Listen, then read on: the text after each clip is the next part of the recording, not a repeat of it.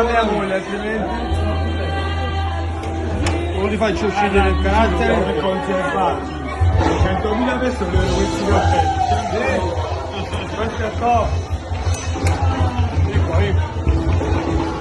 Quali sono te? Che vuoi scrivere? Ah, scrivo questo.